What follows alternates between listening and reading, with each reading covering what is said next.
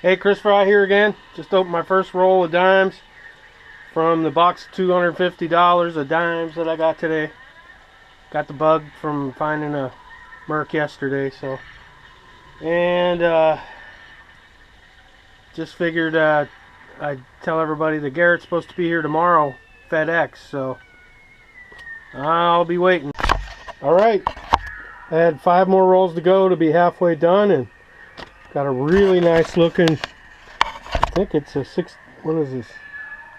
64 Denver.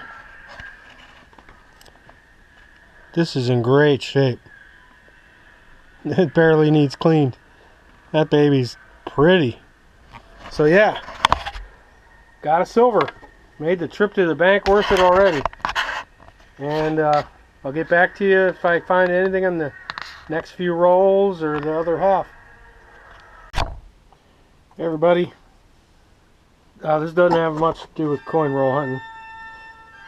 I was just thinking that maybe I should tell a story once in a while.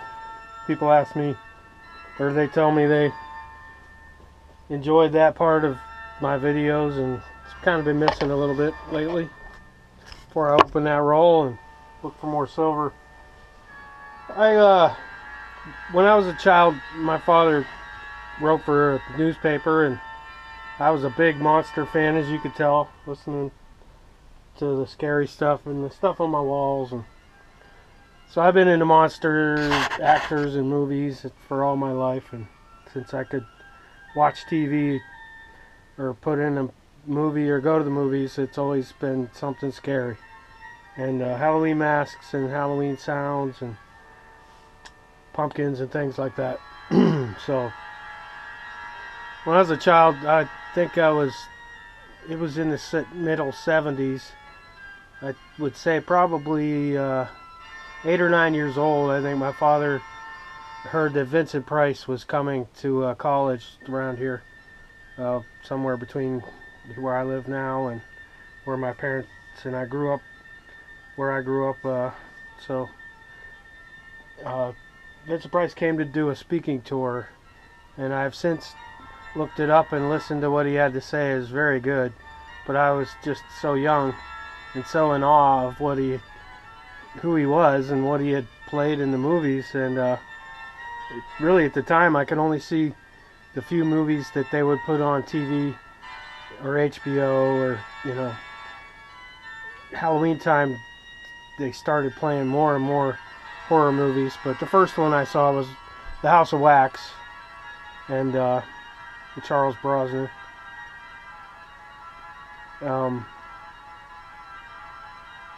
Anyways, I went and got 2 things autographed, went backstage and met Vincent Price, and one of them was a book that he had nothing to do with, he was not even in, and it's a book written and designed by Alan Ormsby, who's a famous director. His most famous work is Porky's, and I'm sure a lot of people saw that movie back in the day. And Children Shouldn't Play with Dead Things, and there's another movie about Ed Gein called Deranged, which is very good if you can stand the gore. But Vince signed this for me, and this is a great book, by the way. If you have children and they have wide imaginations, I have a couple copies of this because they don't print it. It's a scholastic book that you would get in your school, order it and then pay when it arrives back in those days. And then my dad obviously wanted his own autograph and got this one from the Erie Times files of Vincent Price, and I think this is from the Haunted Palace, I believe. And for years, this photograph, I wonder where it went, and it was mounted in a frame underneath this very old Professor H.B. Reynolds, world-renowned sorcerer, necromancer, and magician poster. And this thing is barely there. I mean, it's deteriorating. It used to be green, and now it's just kind of a gray, and it's glued onto a black background, just construction paper. But this was an actual poster. It's also moldy, and but this and this photo were in the same frame, and they were lost for a lot of years. So I had totally searched the old homestead, and I knew I didn't have it with me. All I had was this autograph. I wonder where this one was. And I think the pen didn't work on some of this. Yeah, he wrote my best, and the only, it didn't come out on my best, and just Vincent Price came out, but still it was a great autograph. Ballpoint pen on both, the same pen on both. But those were gone, and I wondered where they were for years. And I've not had great employment history, and after I closed my exterminating company after 10 years of being in business, I've had a lot of jobs, a lot of different employment, up and down all around, and I was doing a lot of eBay just to survive. And I remembered my parents had a Leslie organ speaker in the basement, and it had not moved in 40 years, and I'm sure it was in sad shape. And I was like, can I please get that out of the basement and try to refurbish it and sell it on eBay? And so I'm down there, and I'm like all by myself trying to move a giant wooden, if you've ever seen a Leslie speaker, they're about 4 feet tall and 3 feet wide and 2 feet deep at least, and made out of hardwood, and have a 15-inch speaker and a tube amplifier in them, and these horns that are on a spinner with the belts and such. And so I'm down there getting this thing out, and I pull it away from the stairway, which is enclosed sort of, but I could see through there when I moved it. There was this picture and this poster. It's a very damp, moldy basement, and there were many other photographs that my father took when he was young, and it somehow got stuck under the basement stairs with some very old bottles that I had dug out of a bottle dump years ago, there's a few in the kitchen now, in the window.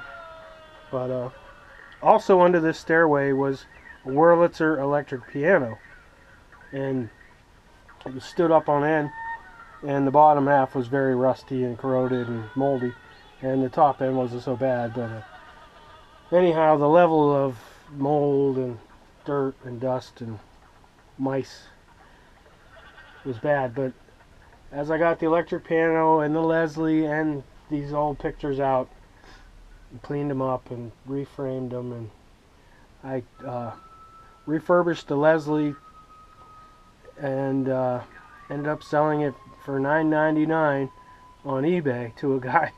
I don't know where he was, in South Carolina or somewhere, but Virginia maybe. But he's like, oh, I have long white hair down to my ass, and I'm like, oh, as long as your money's green, we got a deal, and he ended up not paying in person. He paid through PayPal, so I ended up losing like $70 on the deal with the PayPal fees. And but I got my money. I did well for the amount of time I put in to restore the wood and the speaker and the amps. I put in new tubes and got a new instruction manual for the guy on CD and printed, and replaced the belts, oiled it, got some new Leslie oil for him, and did everything but test the thing. I had no way to test it. So he had some other people come and pick it up, and he's like, oh, I got the Leslie, I don't know how to play the organ or any instruments, just a skin flute. And I'm like, okay, thanks for the money. But that was very odd, so glad I didn't really meet him in person now. But ended up restoring the electric piano cosmetically, but not functionally. So I sold that for, I believe, $500 or $600 on eBay, and it kept me afloat, after losing my job and being unemployed for over 2 years, But I got my pictures back, and this poster is pretty darn interesting. although it's, you know, coming apart. But these are some of the things that are on my wall in this house and interesting stories that go with. So, okay, this is the Gibson 1971 SG. It's an SG2. Pretty old. It's had some changes done to it. Obviously, it doesn't have the P90s in it anymore.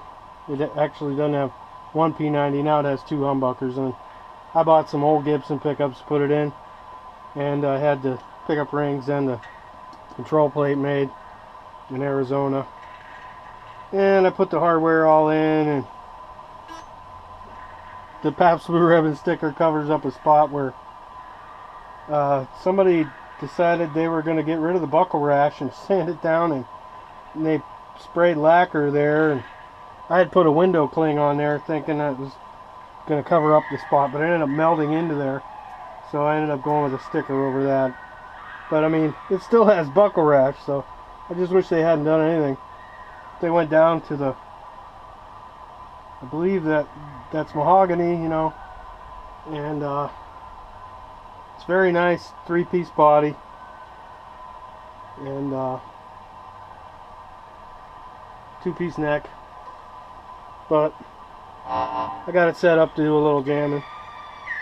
I bought it without the tuner. I got the original tuning keys that go on it, and I bought original older Gibson 90s, I believe, humbuckers, and aftermarket bridge and aftermarket everything else. But this is what it sounds like on the heavy channel.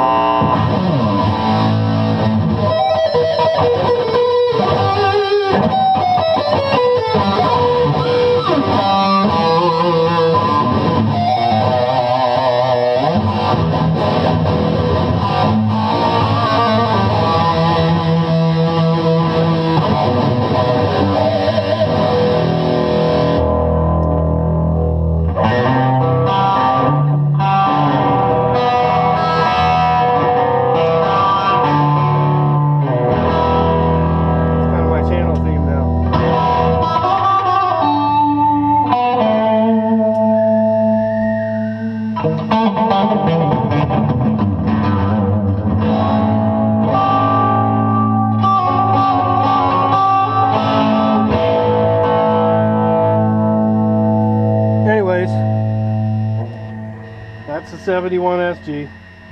It was an SG2, I believe, but somebody totally changed it. And of course, I'm left-handed and didn't put the pickguard on. And just kind of did it up my way. But got some nice crazing in the finish, and still an original finish. But the back doesn't matter to me, as long as it's not broken.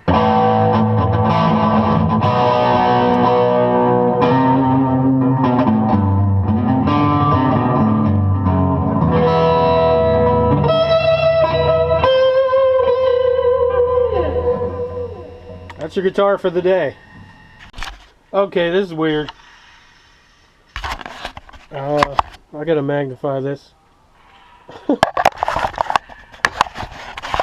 a 1970 Swiss franc, or half a franc. But is that strange or what? It's a keeper, but man, that standing, it looked like a standing Liberty on there for a second, and I'm like, what? That's too small. Alright, down to the next to the last roll, and I get a 52S. It's a little more worn than the other one, but I'll take it. So that's two silvers and a half a franc from Switzerland from 1970. Kind of odd, but I'll let you know if I find anything in the last roll, or I'll see you at the roundup. Gonna clean these up and give you a closer look. Thanks for watching. T2, and in the middle is the half a franc, Swiss franc, 1970,